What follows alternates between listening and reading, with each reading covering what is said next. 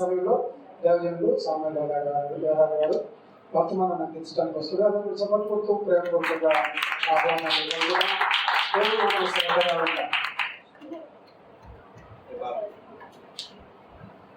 Thank you so much అన్న. దేవుని పరిశుద్ధ నామానికి మహిమ కలుగును గాక. పరిశుద్ధులందరూ ఆమేన్ చెప్తురు గాక. ఆమేన్. మరి ఈ విధంగా ఈ 2025వ సంవత్సరం మొదటి నెల మన చుచ్చుపల్లి మండలం పాస్టర్స్ ఫెలోషిప్ ఈ యొక్క సహవాస కూడికలోనికి వచ్చిన దైవజనులైన వారందరినీ బట్టి మన దేవదేవుని నేను స్తుతిస్తూ ఉన్నాను. మనల్ని ఈనాడు సమకూర్చిన మన దేవదేవునికి సమస్త మహిమ ఘనత ప్రభావములు కలుగును గాక. ఆమేన్.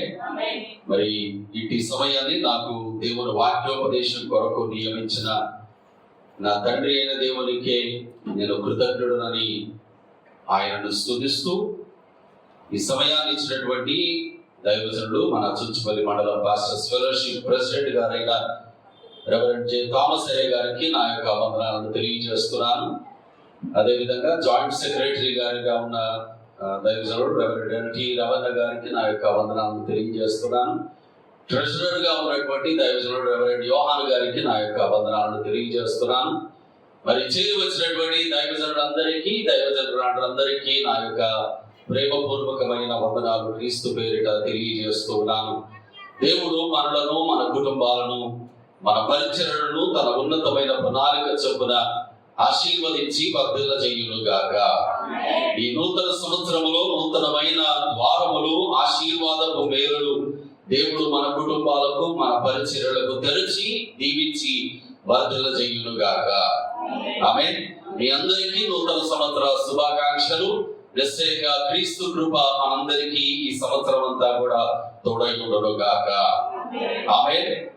ఈ దీవెన వచనాలను పలుకుతూ దేవుని వాక్య ధ్యానంలోనికి ప్రేమతో మీ అందరినీ నేను ఆహ్వానిస్తూ ఉన్నాను. పరిశుద్ధాత్మ దేవుడు నా హృదయంలో ఈ రోజు మన సహవాస కూడికలో వాక్యోపదేశం కొరకు పెట్టినటువంటి ఒక అద్భుతమైనటువంటి మాట, మనందరికీ ఎంతో సుపరిచితమైనటువంటి మాట. హెబ్రీయులకు రాసినటువంటి పత్రిక, అపోస్తలుడైన పౌలు గారు హెబ్రీయులకు రాసినటువంటి పత్రిక 12వ అధ్యాయము.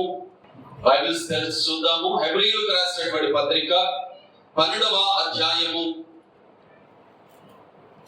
29వ వచనాన్ని ఒకసారి మనం చదువుకుందాం. నేను చదువుతూ ఉన్నాను, మీరందరూ దైవజనులు జాగ్రత్తగా చూడాలని మనవి చేయించున్నాను.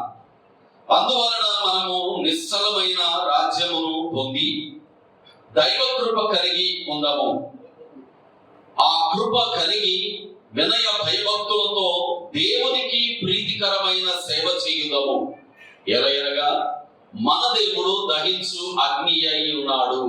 దేవుడు ఈ లేఖన భాగములలో నుండి మనతో మాట్లాడును గాక. ఆమేన్. ప్రార్థన చేసుకుందాం. తలలో ఉంచండి. చిన్న ప్రార్థనతో వాక్య ధ్యానం వరకు వెళ్దాం. హల్లెలూయా, హల్లెలూయా, హల్లెలూయా, హల్లెలూయా, హల్లెలూయా. ప్రేమగల మా మహాపరిశుద్ధ తండ్రి, మమ్మల్ని నీ యొక్క ప్రాణమంతా విలువగా ప్రేమించి నీ యొక్క కృప చేత ప్రభువా రక్షించి నీవు మరణాన్ని జయించడం ద్వారా నిరీక్షణ ఆనందములోనికి మమ్మల్ని నడిపించిన తండ్రి, నీకు వందనాలు, స్తోత్రాలు. ప్రభువా, గత సంవత్సరములన్నిటిలో నాయన నీ కాడి మోయునట్లుగా, నీ సేవకులుగా ఈ లోకంలో ప్రభువా నిలబడినట్లుగా, అయ్యా అల్పుడనైన నాకు ఇదిగో ప్రభువా చేరి వచ్చిన ఈ నీ సేవక బృందం అంతటికీ ప్రభువా మీరు పొడిగిస్తూ వచ్చిన మీ మహా ఉన్నతమైన ప్రణాళిక కృపను బట్టి నిన్ను స్తుతిస్తూ కృపాతిశయము వలన నీకు కృతజ్ఞతలు చెల్లిస్తూ ఉన్నాను. దేవా, ఈ నూతన సంవత్సరంలో ప్రభువా ఈ మొదటి మాసములో నాయన మా ఈ సహవాస కూడికలో మరి ఒక్కసారి ప్రభువా ఆత్మస్వరూపునిగా మా మధ్యలో మీరు సంచారం చేస్తున్నందుకు మీకు వందనాలు. ఆరాధనలో దేవా దైవజనులకు ప్రభువా నీ మహిమను మీరు ప్రత్యక్షపరిచి మా మధ్యలో మీ మహిమతో మీరు దిగి వచ్చారని ప్రభువా మరి ఒక్కసారి మీరు బలపరిచినందుకు మీకు వందనాలు తండ్రి. మీరు మా మధ్యలో ఆత్మస్వరూపిగా ఉన్నారు కనుక మీరు సజీవుడవు, మాతో మాట్లాడే దేవుడవు కనుక నాయన చదవబడిన లేఖన భాగములలో నుండి మీరు మా అందరితో మాట్లాడండి. మా ప్రతి ఒక్కరికి ప్రభువా వెలుగల చెవి గ్రహించగల హృదయము ప్రసాదించి నీ వాక్యాన్ని వింటూ ఉండగానే మాలో నూతన జీవాన్ని మీరు అనుగ్రహించి నీ విలువైన వాక్యము ద్వారా మమ్మల్ని బలపరచమని, మా భవిష్యత్తు నాయన పరిచర్య కార్యాచరణ అంతటినీ ప్రభువా నీ వాక్యానుసారంగా కట్టుకోవడానికి సహాయం చేయమని అల్పుడను నీ పక్షాన ప్రభువా నిలబడుతూ ఉండగా అయ్యా నీవే నన్ను అభిషేకించి నీ ఆత్మతో నింపి నీ పాత్రగా వాడుకోగలరని, మీరే అధికారి అని ప్రభువా ఒప్పుకుంటూ యేసు నామములో ప్రార్థిస్తూ వాక్య ధ్యానములోకి వస్తూ ఉన్నాము తండ్రి. ఆమేన్. ప్రభునందు ప్రియమైన దైవ జనాంగమా, ప్రేమతో మీ అందరినీ దేవుని వాక్య ధ్యానంలోనికి ఆహ్వానిస్తూ ఉన్నాను. చదువుకున్నటువంటి లేఖన భాగములో రెండు విశేషమైనటువంటి పదాలు ఆత్మదేవుడు వాడుతూ ఉన్నాడు. అందులో ఒకటి ప్రీతికరమైనది, రెండవది దహించు అగ్ని. చెబుతారా అందరూ? ఒకటి ప్రీతికరమైనది, రెండవది దహించు అగ్ని. ఒకే వచనంలో రెండు వేరువేరు పదాలు, విభిన్నమైన పదాలు, అనగా ఆపోజిట్ పదాలు కనబడుతూ ఉన్నాయి. ఈ వచనానికి బైబిల్ గ్రంథం మొత్తంలోకెల్లా ఒక ప్రత్యేకమైనటువంటి స్థానం ఉంది. It carries a very good significance in it's entirety.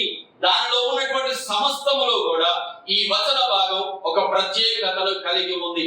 నన్ను దేవుడు సేవకు పిలిచిన తర్వాత ఈ లోకంలో వ్యసనాలకు బానిసై భయంకరమైనటువంటి జీవితాన్ని జీవిస్తున్నప్పుడు స్నేహితుల ద్వారా మోసము చేయబడి, తల్లిదండ్రుల ద్వారా వెలివేయబడి, సమాజంలో నీచునిగా అసహ్యునిగా ఉమ్మివేయించుకుంటున్నటువంటి దినాలలో దేవుడు తన ప్రణాళికను నా పట్ల తన స్వరము ద్వారా, తన పిలుపు ద్వారా కనబరిచినప్పుడు అసలు నేను యోగ్యుడనా, నేను అర్హుడనా అని యేసయ్యతో అడుగుతూ ఉంటే యేసయ్య మాట్లాడిన మాట, తల్లి గర్భములో భిన్నముగా రూపించబడక మునిపే నా కన్ను నిన్ను చూసిందబ్బా, అవయవ నిర్మాణం జరుగుతున్నప్పుడే నేను నిన్ను చూశాను, నేను నిన్ను ఏర్పరచుకున్నాను.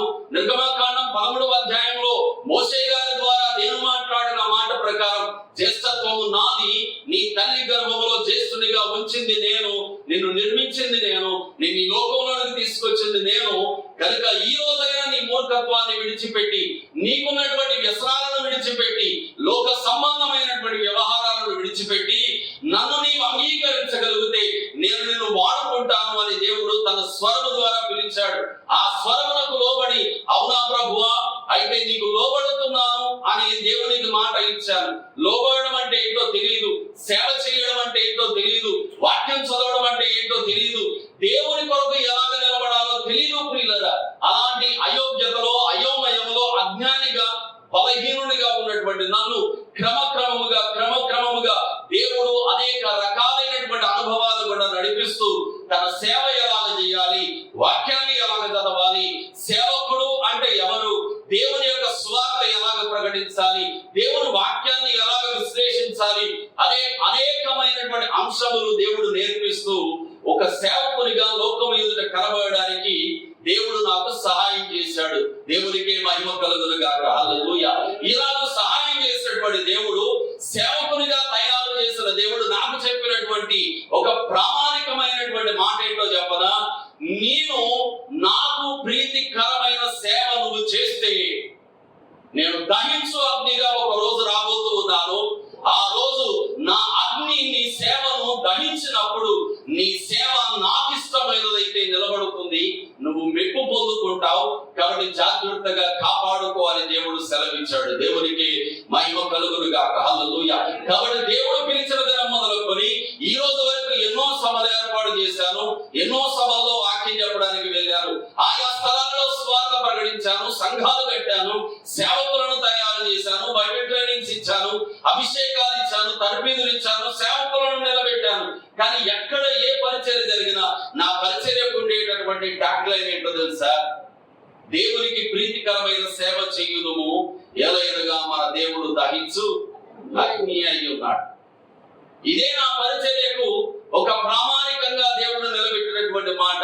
ఈ రోజు ఈ మాట నన్ను బలపరుస్తుంది. అనేక పర్యాయాలు శోధనలో పడిపోయిన పరిస్థితులు ఉన్నాయి, ఇబ్బందుల్లో పడిపోయిన పరిస్థితులు ఉన్నాయి, దేవునికి వ్యతిరేకమైన తప్పటడుగులు పడిన పరిస్థితులు ఉన్నాయి. నేను అంతా బంగారం లాగా మీ ముందు నిలబడ్డానని చెప్పను. ఎన్నో ఒడిదుడుకులు ఉన్నాయి, ఎన్నో లోటుపాట్లు ఉన్నాయి, ఎన్నో నానా రకములైనటువంటి దేవునికి ఆయాసాన్ని కలిగించిన పరిస్థితులు ఉన్నాయి. కానీ నిలబడడానికి, తిరిగి నిలబెట్టడానికి దేవుడు వాడుకుంటున్నటువంటి కృప ఏంటో చెప్పనా? ఇదిగో ఈ లేఖన భాగమే. దేవుడు మనందరి పట్ల ఏ ప్రణాళిక కలిగి ఉన్నాడు? మనందరము ఆయనకు ప్రీతికరమైన సేవ చేయాలి అని దేవుడు కోరుకుంటున్నాడు కనుకనే పడిపోయిన తర్వాత ఇక పడిపోరా, అట్లనే సావు, నువ్వు అంతే, ఇక నీ జీవితం ఇంతే, నేను అనవసరంగా పిలిచాను, నువ్వు ఇలాగ నశించి నరకానికి వెళ్ళిపో అని విడిచిపెట్టట్లేదు దేవుడు. నీతిమంతుడు 7 మార్లు పడినను తిరిగి లేచును, మరలా దేవుడు అతనిని నిలబెట్టును అని లేఖనం మాట్లాడుతున్నట్లుగా దేవుడు తన కృప ద్వారా మరలా నిలబెడుతూనే ఉన్నాడు.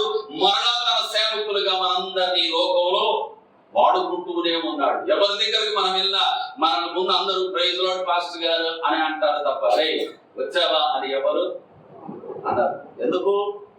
మనం ఎవరము? దైవజనులము.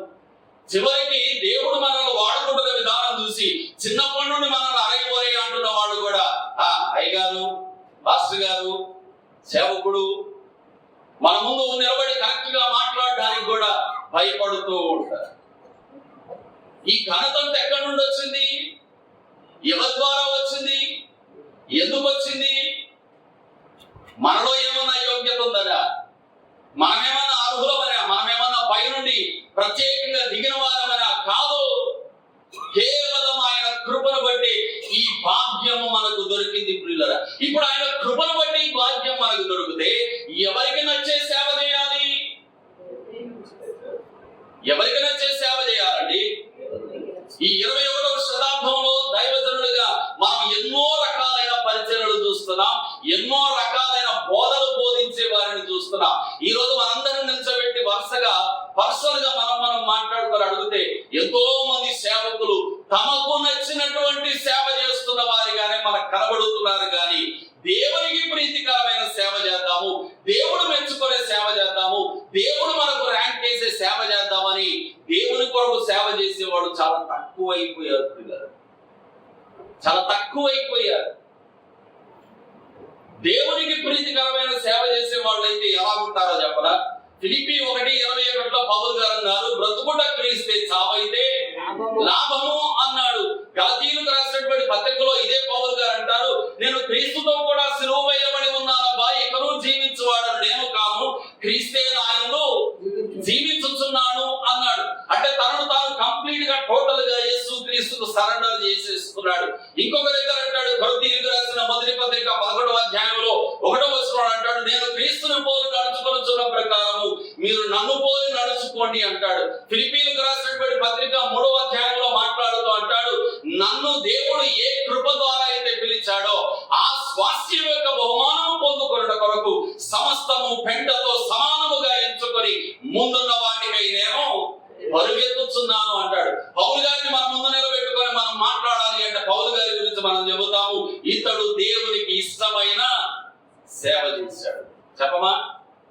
చెప్తామా? చెప్పమా? చెప్పరా? చెప్తారా?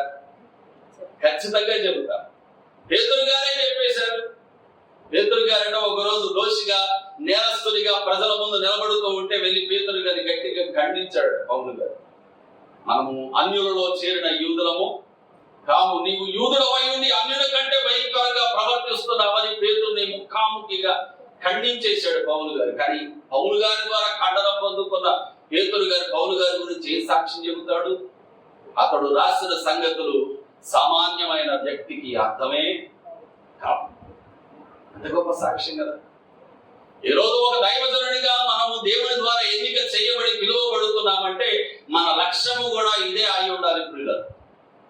ఇదే పౌలు గారు అంటారు, దేవునికి ప్రీతికరము కాని సేవ చేసే సేవకులు ఎలా ఉంటారు అంటే, ఒకటి వారి కడుపే వారి దేవుడు అంటుంది వాక్యం. ఫిలిప్పీలకు రాసిన పత్రిక 3వ అధ్యాయము 19వ వచనం, వారి కడుపే వారి దేవుడు. నేను బాగున్నానా? నా కడుపు నిండిందా? నేను సుఖంగా ఉన్నానా? నా కుటుంబం బాగుందా? నాకు అన్ని సౌకర్యాలు ఉన్నాయా? సేవ అంటే ఇదే. దశం భాగాలు ఇవ్వకపోతే బాధ, కానుకలు ఇవ్వకపోతే బాధ, విలువ ఇవ్వకపోతే బాధ, రెవరెండ్లను పిలవకపోతే బాధ, డాక్టరేట్ ఇవ్వకపోతే బాధ, ఎవరు గుర్తించకపోతే బాధ. పౌలు గారు అందరూ అన్నారట, వెర్రోడు రైడు అన్నారట. ఏమన్నారు? వెర్రోడు వీరు అన్నారట. ఈజ్ ఎ క్రేజీ పర్సన్ అన్నారట, పిచ్చోడు అన్నారట అందరు. ఆ మాటలు వింటూ ఉంటే పౌలు అంటాడు, కడమ అపోస్తలుల వలె ఇతర అపోస్తలుల వలె మేము కూడా మా రోడ్లపై తిరగడానికి మాకు అధికారం లేదనుకున్నావా? ఎవరిని మేము అపోస్తలుడముగా అతిశయించాలి అంటే అందరికంటే ఎక్కువగా నేనే అతిశయిస్తాను అంటాడు పౌలు. కానీ సమాజం అంతా, లోకం అంతా ఆయన చూసి వెర్రోళ్ళారా అని పిలిచింది. ఆ పిలుపులు వింటున్నటువంటి పౌలు గారు అంటారు, లోకం దృష్టిలో వెర్రివారమే గాని దేవుడు మమ్మల్ని విజయోత్సవము చేత ఊరేగించుతున్నాడు. అందుకే దేవునికి మహిమ అని దేవుడిని స్తుతిస్తున్నాడు. దేవునికి మహిమ కలుగును గాక. హల్లెలూయా. లోకం దృష్టిలో వెర్రివాడైపోయాడు కానీ దేవుని దృష్టిలో ఊరేగింపబడ్డాడు. ప్రియులారా, ఊరేగింపబడ్డాడు. ఒక దైవజనుడి గురించి ఒకసారి ఒక సాక్ష్యం విన్నా, అద్భుతమైనటువంటి సాక్ష్యం. బైబిల్ కాలేజ్ చదువుతున్నప్పుడు ఫస్ట్ ఇయర్ లో ఒక పెద్ద మొత్తం ఎడిషన్ అంతా అతని గురించే వచ్చింది. ఒక దైవజనుడి గురించి 2004 సంవత్సరంలో వార్తా పేపర్ లో అప్పుడున్నటువంటి ఎడిషన్స్ లో ఒక ప్రత్యేకమైన డబుల్ పేజ్ ఎడిషన్ వచ్చేసింది ఒక దైవజనుడి గురించి. టోటల్ ఒక పెద్ద ఫోటో వేశారు, పేజ్ అంతా వేసి అతని గురించి పక్కన రాశారు. అది నేను చదవలే. నా పక్కన ఉన్న అన్న చదువుతున్నాడు. ఆయన నాకంటే చాలా పెద్దోడు, కడపలో పరిచయం చేస్తున్నాడు. పక్కనున్న అన్న చదువుతుంటే ఆ ఫోటో చూసి నేను అన్నాను, ఈడెవడు అన్న, అసలు దైవజనుడేనా? ఈ ఫోటో ఇంత పెద్దగా వేయించుకున్నారేంటి అన్నాను నేను. అనగానే వెంటనే ఆయన అన్నాడు, తొందరపడి నోరు జారి ఎవరిని ఎప్పుడు వాడు వీడు అని నువ్వు అనదు. నువ్వు నిజంగా సేవకుడు అనిపించుకోవాలి అంటే గౌరవం ఇవ్వడం నేర్చుకో.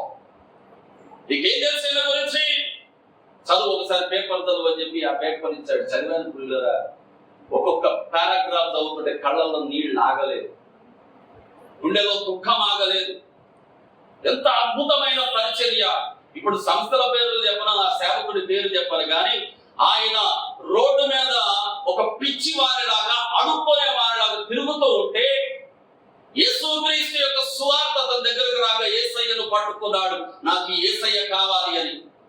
ఆయన యేసయ్యను పట్టుకోవడం కాదు, జరిగిన విషయం యేసయ్యే ఆయన్ని పట్టుకున్నాడు. అలాగే పిచ్చివారిగా ఉంటూనే ఒంటి మీద ఉన్న ఒక్క జతతో రోజంతా సువార్త చేస్తూ సాయంత్రం ఏదో ఒక నదీ తీరానికి వెళ్ళిపోయి ఆ ఒంటి మీద ఉన్న బట్టల్ని ఉతుక్కొని ఎవరికి కనబడకుండా బట్టలు ఆగిందాక దాచుకొని మళ్ళీ ఆరిన తర్వాత అవే వేసుకొని రాత్రి ఎక్కడో ఒక దగ్గర పడుకొని మళ్ళీ తెల్లారి సువార్త. ఇలాగ సువార్త చేస్తూ ఉంటే ఒక రోజు రోడ్డు మీద సువార్త చేస్తుంటే కొడుతున్నారని చెప్పి చెట్లెక్కి సువార్త చేయడం మొదలు పెట్టాడు. ఆయన చెట్లెక్కి సువార్త చేస్తుంటే అడుగా వెళ్తున్నటువంటి ఒక డాక్టర్ గారు తన కారులో వెళ్తూ ఆగి అతని సువార్త విని అతనిని పిలిచి తన కూతురు నుంచి పెళ్లి చేశాడు. ఆమె డాక్టర్ గారే.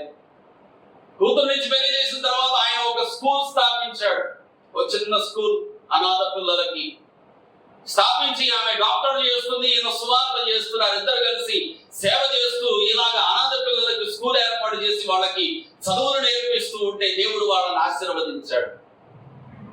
ఆశీర్వదిస్తే చివరికి ఆయన యొక్క పరిచర్య ఎంతగా విస్తరించిందంటే ఒక ఊరు కూడా సరిపోదు, అంత పెద్ద కాంపౌండ్ అయింది. అంత పెద్ద పరిచర్యగా అతని పరిచర్యను దేవుడు ఆశీర్వదించాడు. ఖండాలు అతని పరిచర్య దాటిపోయింది. ప్రియులారా, కాంటినెంట్స్ దాటిపోయింది, ప్రపంచ దేశాలు నిమ్మరపోయేంత పెద్ద పరిచర్య. ఆ సాదా సీదా రోడ్ల మీద పిచ్చివానిలా తిరుగుతూ పరిచర్య చేసినటువంటి ఆ దీన సేవకుడి పరిచర్య విస్తరించింది.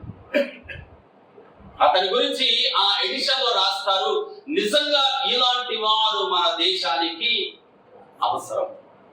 దేవునికి మహిమ కలుగును గాక. ఇలాంటి వాళ్ళు మన దేశానికి అవసరం. అంత ఉన్నా అతని దగ్గరికి కంటైనర్లలో వచ్చేది డబ్బు. అంత ఉన్నా సరే చచ్చిపోయేంత వరకు కనీసం ఒక కారు కూడా దొరుకుతలేదు. ఆయన స్కూటర్ మీదనే తిరిగాడు. ఇప్పుడు ఆయన పిల్లలంతా కలిసి ఆ పరిసరాలన్నింటినీ అమ్మేసి, ఆ ప్రాపర్టీస్ అన్నింటినీ అమ్మేసి, వాటి పేర్లు మార్చేసి వాళ్ళు ఫారెన్ వెళ్ళిపోయి సెటిల్ అయిపోయారు. తన తర్వాత ఎవరు ఆత్మీయులు ఉన్నారో వాళ్ళు నడిపిస్తూ ఉన్నారు. దేవుని దృష్టికి ప్రీతికరమైన సేవ చేస్తున్నప్పుడు ప్రియ దైవ జనాంగమా, మనము లోకము దృష్టిలో ఎప్పుడూ వెర్రివారిగానే కనబడతాము. కానీ దేవుడు మన సేవను చూస్తున్నవాడు కనుక విజయోత్సవము చేత మనల్ని ఊరేగింపజేస్తాడు. దేవునికి మహిమ కలుగును గాక. హల్లెలూయా. అందుకే భక్తుడు రాస్తూ ఉన్నాడు, దేవునికి ప్రీతికరమైన సేవ చేయండి. మనకు ప్రీతికరమైన సేవ చేస్తే అనుకుంటాం, నేను బాగున్నాను, ఇంకెవటిట్లో పోతే నాకేంటి. మనకు ప్రీతికరమైన సేవ చేస్తే అంతస్తులు కావాలి, అధికారాలు కావాలి మనకి. దాతాను, కోరాహు, అభిరాములు మోషే అహరోనులకు ఎదురు తిరిగి, అహరోనే యాజకుడా, మేము యాజకులము కామా మా వెనక 300 మంది ప్రజలు లేరా? నీ వెనకే ఉన్నారా? మా వెనక కూడా ఉన్నారు పెద్ద పెద్ద నాయకులు, మేము కూడా సేవ చేస్తాం, మేము కూడా యాజకులే అన్నారు. చివరికి ఏమైపోయారండి? మోషే అంటాడు, నిజంగా మమ్మల్ని దేవుడు అభిషేకించిందే స్థిరమైతే మీకు అందరికి వచ్చే చావుగాక ప్రత్యేకమైన చావు వస్తుంది అన్నాడు. తక్షణమే భూమి నోరు తెరిచింది, వాళ్ళ అమాంతం భూమిలోనికి కూరుకుపోయారు. భూమిలో నుండి ఉద్భవించినటువంటి అగ్ని వారిని ఖండ ఖండాలుగా దహించి వేసిందని దేవుని వాక్యం మాట్లాడుతున్నారు. ఏమన్నారు వాళ్ళు? మేము సేవ చేయలేమా అన్నారు, మంచిదేగా. మేము పనికిరామా అన్నారు, మంచిదేగా. కానీ వాళ్ళ సేవ ఎలాగుంది? వాళ్ళ యొక్క ఆలోచనలు ఎలాగున్నాయి? మేమే ముందుండాలి, మేమే పైన ఉండాలి, మేము కనపడకపోతే చాలా కష్టం అబ్బా, గ్రూప్ గా విడిపోతాం మేము, మా గ్రూప్ మాదే, మా డినామినేషన్ మాదే, మా స్టేజ్ మాదే. ఇలాంటి సేవలు దేవునికి ప్రీతికరమైనవి కాదు, మనుషులకు ప్రీతికరమైనవి. అందుకే మనం ఒక మాట చదువుతాం కదా, మత్తయి రాసినటువంటి సువార్తలో ప్రభువైన యేసుక్రీస్తుల వారే మాట్లాడినటువంటి మాట మనందరికీ బాగా పరిచయము, ఇష్టమై ఉన్న మాట. చదువుదామా ఒక్కసారి? మత్తయి రాసిన సువార్త 7వ అధ్యాయము 22వ వచనం చదవండి. ఆ దినమందు అనేకులు నన్ను చూచి, ఆ దినమున, ఏ దినమున? ప్రభువైన యేసుక్రీస్తు మరలా రెండవ రాకడలో రాబోతున్న ఆ రాకడ దినాన, తీర్పు దినాన అనేకులు యేసయ్యను చూస్తారట. ప్రభువా ప్రభువా ప్రభువా ప్రభువా అని పిలుస్తారు. దేవుని నామమున పిలిచి, మేము నీ నామమున ప్రవచించలేదా? నీ నామమున దయ్యములను వెళ్ళగొట్టలేదా? నీ నామమున దెయ్యములను వెళ్ళగొట్టలేదా?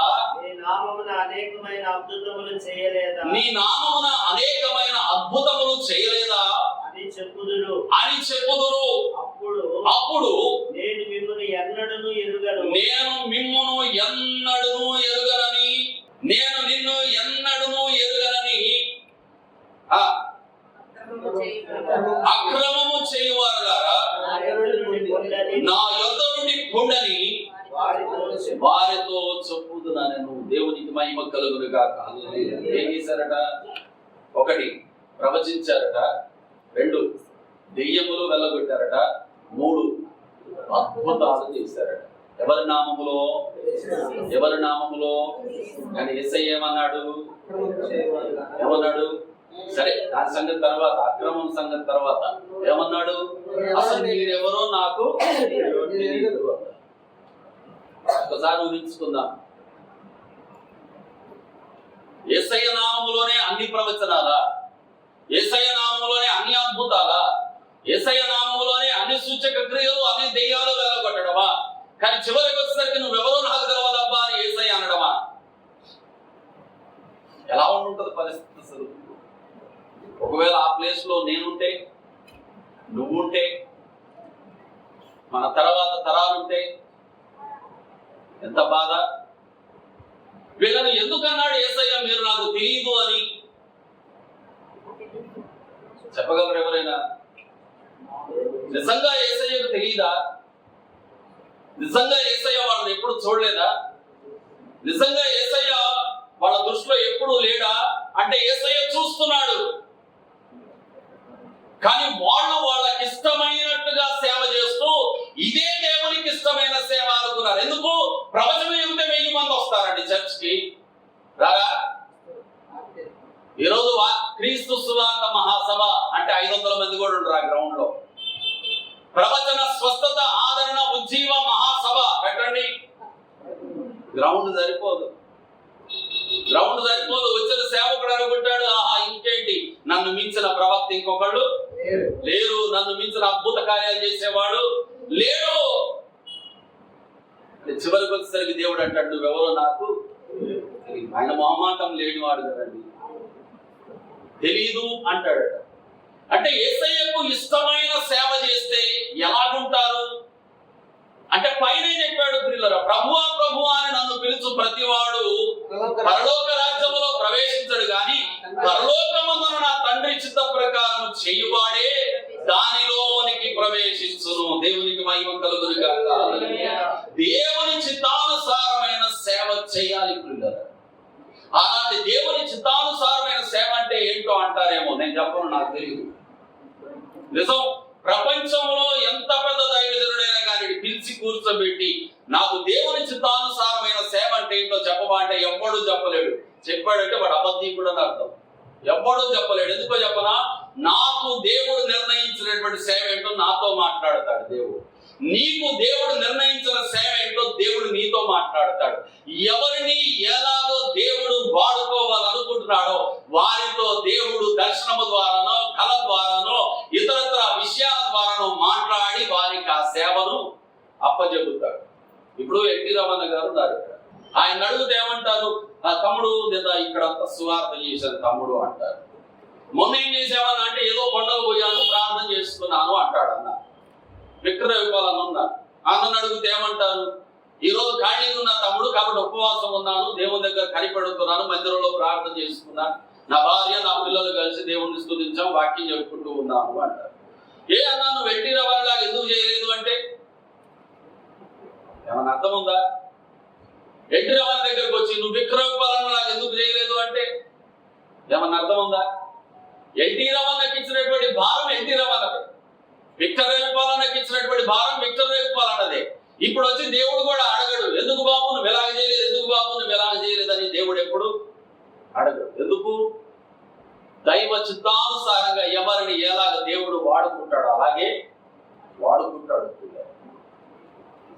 ఇలాగ దైవ చిత్తానుసారంగా సేవ చేస్తూ మనం కొనసాగుతున్నప్పుడట మనం చదువుకునేటువంటి మూలవచనంలో ఆఖరిగా దేవుడు మాట్లాడుతున్నాడు. ఏలయనగా అంటే అర్థం ఏంటి? దేవునికి ప్రీతికరమైన సేవ చేయండి. ఎందుకో చెప్పనా అని అంటున్నాడు పౌలు గారు. ఏలయనగా మన దేవుడు, నా దేవుడు కాదు, మన దేవుడు దహించు అగ్ని అయి ఉన్నాడు, దహించు అగ్ని అయి ఉన్నాడు. దేవునికి మహిమ కలుగును గాక. హల్లెలూయా. అందుకే అనుకుంటా ప్రియులారా, ఏలియా గారు అన్నారు బయలు ప్రవక్తలందరినీ పిలిచి, బాబు బలిపీఠం పెట్టండి, ప్రార్థన చేయండి, ఆకాశం నుండి ఎవరి దేవుళ్ళు అగ్నిని కురిపిస్తే వారే నిజమైన దేవుడు. చివరికి ఎవరి దేవుడు అగ్నిని కురిపించాడు? బలిపీఠం చుట్టూ కందకము దొంగించి బలిపీఠము ఒక్క కర్ర కూడా ఎండుగా లేకుండా మొత్తం నీళ్లతో దాన్ని నానునంతగా తడిపించి ఏలియా గారు ఆకాశము తట్టు కరడెత్తి ప్రార్థన చేస్తూ అంటాడు, ఆకాశమును భూమిని అందరి సమస్తమును సృష్టించిన సృష్టికర్తమైన దేవా నీవే దేవుడవని ఈ రోజు ఈ ప్రజలందరూ తెలుసుకున్నట్లుగా వీరి ఎదుట ఆయన మాట్లాడుతుండగానే ఆకాశం నుండి అగ్ని గురించి బలిపీఠాన్ని, బలిపీఠం మీద ఉన్నటువంటి బలిని కూడా దహించి వేసిందట పిల్లలు. అప్పుడు అర్థమైంది అందరికీ, దేవుడు దహించు అగ్ని అయి ఉన్నాడు. ఒకరోజు ఇదే దైవజనుడు మాట్లాడుతూ అంటాడు, నేనే దైవజనుడు అయితే ఆకాశం నుండి అగ్ని గురించి మిమ్మల్ని దహించి వేయునుగా. He knows how God is. దేవుడు ఎలాగున్నాడు ఆయనకి తెలుసు. దేవుడు దహించు అగ్ని అయి ఉన్నాడు. ఏమన్నా తేడా వస్తే అన్నింటినీ కాల్చేస్తాడు దేవుడు. కానీ దాని గురించి కాదు దేవుడు ఇక్కడ మాట్లాడుతున్న ఒక పర్టికులర్, ఒక ప్రత్యేకమైన విషయం కొరకు దేవుడు మాట్లాడుతున్నాడు. దయచేసి చూద్దాం ప్రియులారా. కొరింథీయులకు రాసిన మొదటి పత్రిక, అపోస్తలుడైన పౌలు గారు కొరింథీయులకు రాసినటువంటి మొదటి పత్రిక 3వ అధ్యాయము 10వ వచనం నుండి చదువుదామా? దేవుడు నాకు అనుగ్రహించిన, మాకు అనుగ్రహించిన కాదు, దేవుడు నాకు అనుగ్రహించిన కృప చొప్పున నేను నేర్పది అయిన శిల్పకారుని వలె పునాది వేసి తిని మరి ఒకడు దాని మీద కట్టుచున్నాడు. ప్రతివాడు దాని మీద ఎలాగ కట్టుచున్నాడో జాగ్రత్తగా చూచుకొనవలెను. వేయబడినది తప్ప మరి ఒక పునాది ఎవడునూ వేయలేరడు. ఈ పునాది యేసు క్రీస్తే. అంటే మనందరం ఎవరిని వేస్తున్నాము? ఎవరిని పేరు చేస్తున్నాము? ఎవరిని పరిచయం చేస్తున్నాము? ఎవరిని ప్రజల హృదయాల్లో ప్రతిష్ఠిస్తున్నాము అంటే ప్రభు అయిన యేసు క్రీస్తును ప్రతిష్ఠిస్తున్నాం. ప్రియులారా చదవండి. ఆ పునాది యేసు క్రీస్తే. ఎవడైనను ఈ పునాది మీద అంటే క్రీస్తు మీద బంగారము, వెండి, వెలగల రాళ్ళు, కర్ర, గడ్డి, కొయ్యకాలు మొదలైన వాటితో కట్టిన ఎడల వాని పని కనబడును.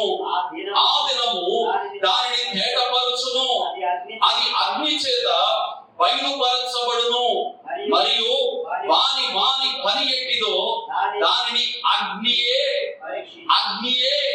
పరీక్షించును. ఇప్పుడు పైన పనుల గురించి మాట్లాడు చూసారా, మనం చదువుతున్నాం కదా, బంగారం అట, వెండి అట, వెలగల రాళ్ళు అట, కర్ర, గడ్డి, కొయ్యకాలు మొదలైన వాటితో కట్టిన ఎడల అన్నాడు. ఇప్పుడు వీటన్నిటిని ఏది పరీక్షిస్తుంది? అగ్ని పరీక్షిస్తుంది. ఇప్పుడు మీరు చెప్పండి, అగ్ని ఈ పరిచర్యలన్నిటినీ పరీక్షించినప్పుడు ఏది మాన్యమైనదిగా, ఖ్యాతి గలదిగా, విలువైనదిగా, ప్రభావభరితమైనదిగా దేవుని ఎదుట తేలుతుంది చెప్పండి? ఒకటి, పగిలిపోయినా పర్వాలేదు కానీ రాళ్ళు నిలబడతాయి, వెరీ గుడ్. రెండు, చెప్పండి అక్కడ ఉందిగా, రెండు బంగారము. మూడు, వెండి. అంతేనా? వెలగల రాళ్ళు. బంగారము, వెండి, వెలగల రాళ్లే చెప్పరా? వద్దా? దైవజనుడేగా చెప్పండి. ఈ మూడే నిలబడతాయని మీరే చెప్పారు. మరి కాలిపోయేవేంటి?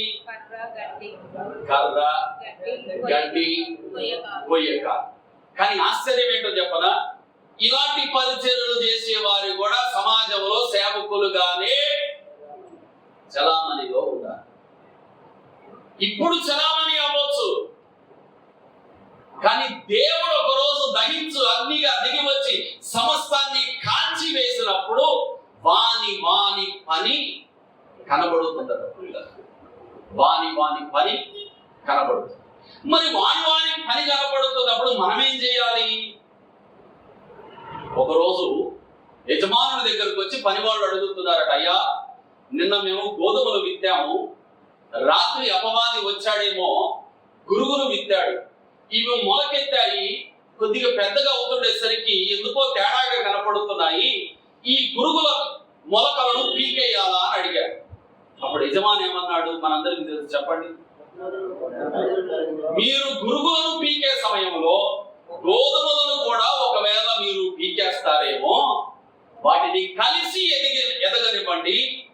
ఒక రోజు రాబోతుంది కోతకాలము, కోసినప్పుడు గోధుమలను కొట్లలో చేరుద్దాము, గురుగులన్నిటినీ తీసుకెళ్లి అగ్నిలో పడేద్దాము అన్నాడా? ఇప్పుడు ఈ పనివారు ఏం చేయాలి? అట్నే చేయాలిగా. గురుగుల మీద కాన్సన్ట్రేషన్ వదిలేసి గోధుమల మీద కాన్సన్ట్రేషన్ పెట్టాలి. కానీ చాలా మంది చేసే పొరపాటు ఏంటో తెలుసా? గురుగుల మీద కాన్సన్ట్రేషన్ చేస్తారు.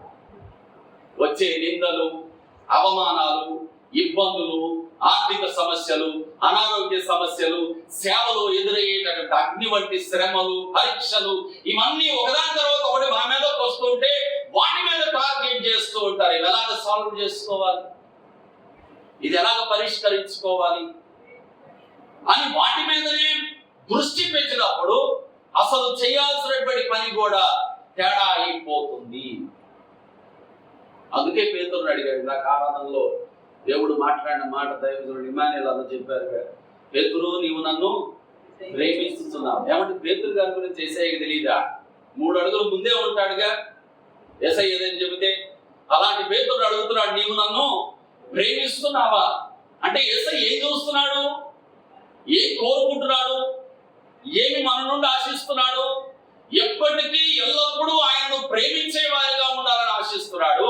మనం ఆయనను ప్రేమిస్తే ఒకవేళ పేతురులాగా బొంకి తప్పు చేసి మనం పడిపోయినా సరే మరలా కొత్త కృపను దేవుడు పేతురుకు అనుగ్రహించినట్టు మనకు కూడా అనుగ్రహించి తన చిత్తానుసారమైనటువంటి పరిచర్యలో అగ్నిలో నిలబడే సువర్ణము, వెండి, వెలగల రాళ్ల వంటి పరిచర్య చేసే వారిగా నిలబెట్టాలి అని దేవుడు మనము ఆయనను ప్రేమించే వారిగా ఉన్నామా లేదా అని చూస్తున్నాడు. కానీ ఇదే పౌలు గారు మాట్లాడతారు, చాలా మంది లోకాన్ని ప్రేమించారట, ధనాన్ని ప్రేమించారట, అధికారాలను ప్రేమించారట, లోకంలో ఉన్న స్నేహాన్ని ప్రేమించారట. వాళ్ళు దారి తప్పిపోయారట. దారి తప్పిపోయారు అంటే అంతకుముందు వాళ్ళు ఎక్కడున్నారు? దారిలోనే ఉన్నారు. దారి తప్పిపోబట్టే పరిచర్య గడ్డ అయిపోయింది, దారి తప్పిపోబట్టే పరిచర్య కొయ్యకాలు అయిపోయింది, దారి తప్పిపోబట్టే పరిచర్య కళలాగా మారిపోయింది. కానీ ఈరోజు పరిశుద్ధాత్మ దేవుడు మాట్లాడుతున్నాడు. ఈరోజు మన పరిచర్యలు మనుషులు వెలిగిపోకపోవచ్చేమో, ఈరోజు మన పరిచర్యలు మనుషులను చూసి మనకు ర్యాంకులు వేయొచ్చేమో, ఎయిదర్ వే ఎలాగైనా జరగచ్చేమో. కానీ మనము దైవ చిత్తానుసారమైన మన ప్రభు అయిన యేసు క్రీస్తు చిత్తానుసారమైన పరిచర్య చేయడానికి పేతురు వలె ఆనాడు చెరసాలలో నుండి బయటికి తీసుకొస్తున్నటువంటి దూత ఎలాగైతే పేతురుతో నీ నడుము బిగించుకో అని హెచ్చరించినప్పుడు పేతురు నడుము బిగించుకున్నాడు, అలా తిరిగి మనం ఈ సంవత్సరంలో, ఈ నూతన సంవత్సరంలో మనం నడుములు బిగించుకోగలిగితే మరలా ఎక్కడ మనం నిలబడాలో, ఎక్కడ మనం పరిచర్య చేయాలో దేవుడు ఆ స్థలములో, ఆ విషయాలలో, ఆ రకమైనటువంటి పరిచర్యలో మనం నిలబెట్టి, నువ్వెవరో నాకు తెలవదు అని బొక్కన పేతురు ద్వారానే సంఘమును ఎలాగ దేవుడు కట్టాడో మన ద్వారా మన యొక్క పరిచర్యను దేవుడు తిరిగి కట్టగలడు. అందుకే ఆయన ప్రధాన శిల్పకారుడయ్యాడు. ఆయనలో నుండి వచ్చినటువంటి మనము నేర్పరి అయిన శిల్పకారులమయ్యాము. ప్రధాన శిల్పకారుడు వేరు, నేర్పరి అయిన శిల్పకారుడు వేరు. శిల్పకారుడు, ప్రధాన శిల్పకారుడు చెబుతాడు, నేర్పరి అయిన శిల్పకారుడు యజమాని చెప్పిన దాని ప్రకారం పని చేసి ఆకారాన్ని ఇచ్చి యజమాని ముందు నిలబెడతాడు. చెప్పావు కదా అబ్బా, ఇదిగో చేసి చూపించాడు. అది దైవ చిత్తానుసారమైన సేవ. ఆ దైవ చిత్తానుసారమైన సేవ నీకు తెలవాలి అంటే నువ్వు దేవుని పాదాల దగ్గర కనిపెట్టి ప్రార్థన చేయాలి. అంతే. అప్పుడు దేవుడు మాట్లాడతాడు, అప్పుడు దేవుడు చెబుతాడు నువ్వేం పరిచర్య చేయాలి, నువ్వు ఎలాంటి పరిచర్య చేయాలి, నువ్వు ఎక్కడ పరిచర్య చేయాలి, నువ్వు ఎక్కడ గాలం వేస్తే, ఎక్కడ వల వేస్తే నీకు చేపలు దొరుకుతాయి అని యేసయ్య చెబుతాడు. ప్రియులారా, అది మనం చేయాలి. అందుకే పౌలు గారు రాస్తారు, అదే గలతీయులకు రాసిన పత్రిక 1వ అధ్యాయంలో మనం ఇవన్నీ చదువుతాం, మరి గుర్తుంటాయో లేదో తెలియదు కానీ 3 సంవత్సరాలు ఆయన అరేబియా దేశానికి వెళ్ళిపోయాడట. ఎందుకు అంటే ప్రార్థన చేయడానికి.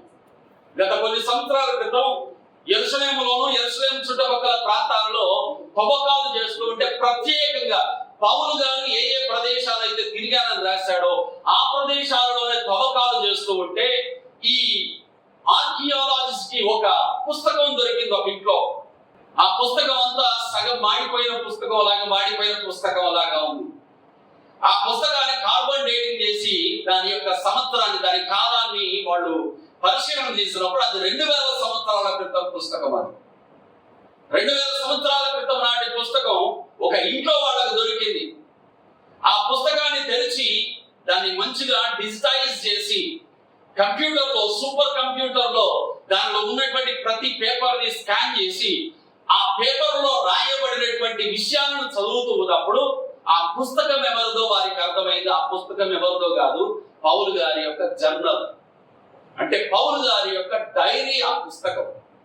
అందులో పౌలు గారి యొక్క యేసు క్రీస్తు యొక్క ముఖ దర్శనం మొదలుకొని అన్ని సంగతులు ఆ పుస్తకంలో పౌలు గారు రాసుకున్నారు. అంత లావు ఉంది ఆ పుస్తకం, ఇంత చిన్నగా ఉంది ఆ పుస్తకం, అరచేయంత పుస్తకం, అంత లావు పుస్తకం. దాంట్లో పౌలు గారు తన జీవిత చరిత్ర అంతా రాసుకున్నాడు.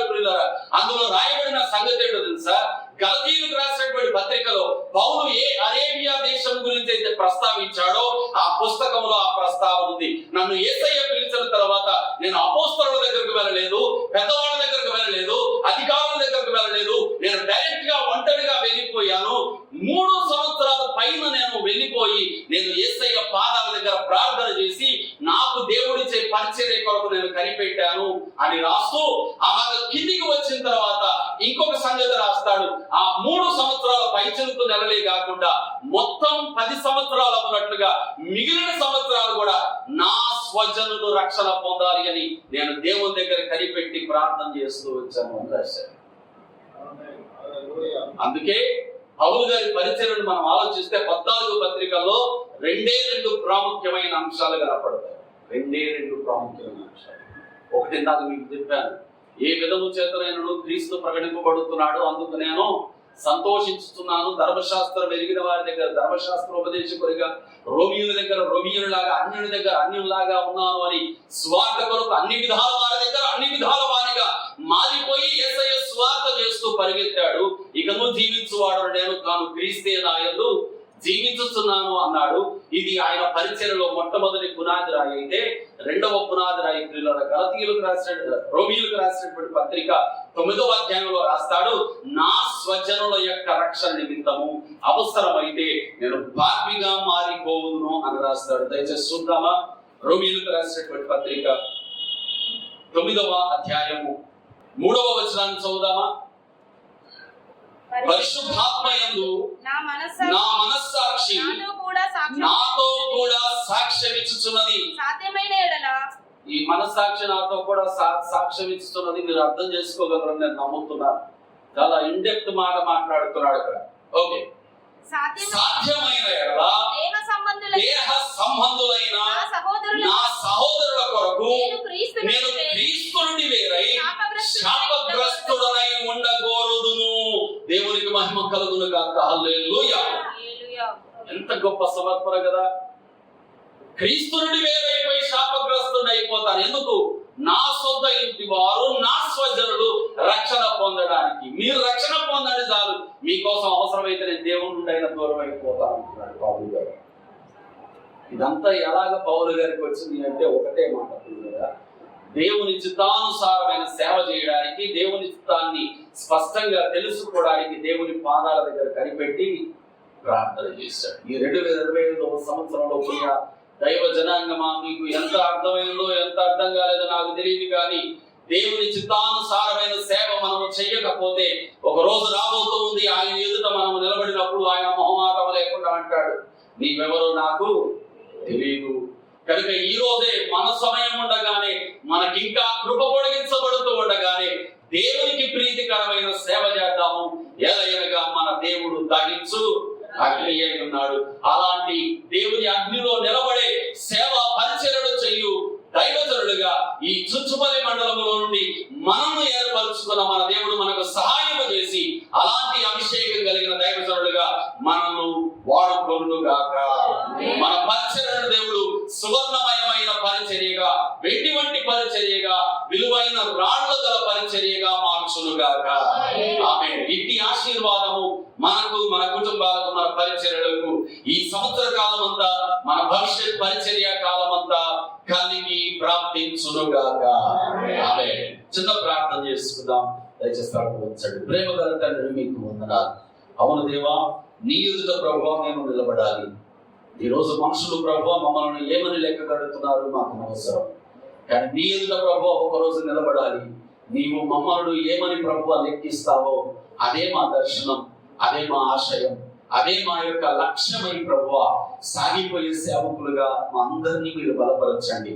మా పరిచర్యలో ప్రభువా నీవు నాయన మాకు ఇచ్చినటువంటి మందను మేపేటటువంటి విషయంలో నీ యొక్క అయ్యా సన్నిధిలో ప్రభువా మాదిరికరమైనటువంటి సేవకులుగా సేవ చేసే కృప, భాగ్యము, శక్తి, అభిషేకము, ఆత్మ నడిపేము మాకు సమృద్ధిగా దయచేయండి. ఇదిగో నాయన మా యొక్క ఫెలోషిప్ లో ప్రభువా ఉన్నటువంటి నాయన అయ్యా దైవజనులను, వారి కుటుంబాలను, వారి పరిచరులను, వారికి మీరు ఇచ్చినటువంటి సరిహద్దులను మీ సమాధానముతో నింపుతూ, మీ ఆశీర్వాదముతో నింపుతూ అయ్యా ఘనముగా ప్రభువా నీ యొక్క నాయన అగ్నిలో ప్రభువా సువర్ణం వలె మాన్యమైన ఖ్యాతి కలిగిన పరిచర్యగా నిలబడే పరిచర్య చేయనట్లుగా మీరు దీవించమని, ఆశీర్వదించమని, తద్వారా మా మండలము, మా పట్టణము, మా యొక్క జిల్లా ప్రభువా దీవించబడి, రక్షించబడి, సమాధానకర్త అయిన ప్రభువా నీలోనికి వచ్చినట్టుగా సహాయం చేయమని పేతురు రాసిన మొదటి పత్రిక 2వ అధ్యాయం 9వ వచనంలో మీరు సెలవిస్తున్నట్లుగా నీ గుణాతిశయములను ప్రచురపరచు నిమిత్తము మమ్మల్ని ప్రభువా రాజులైన యాజక సమూహముగా మీరు ఏర్పరచుకున్నారు. ఏర్పరచుకోవడానికి చీకటిలో నుండి ఆశ్చర్యకరమైన నీ వెలుగులోనికి పిలిచారు. వెలుగు సంబంధం వలె నడుస్తూ ప్రభువా నీలో నాయన నీ మెప్పు పొందుకోవడం పరిగెత్తున్నట్లుగా బలము కలుగు చేయమని, మహిమ, ఘనత, ప్రభావములు మీరే పొందుకోమని యేసు నామములో ప్రార్థిస్తూ వాక్యమును బట్టి కృతజ్ఞతలను సమర్పిస్తూ నాను తండ్రి. ఆమేన్. ఆమేన్. అందరికీ వందనాలు. Thank you very much.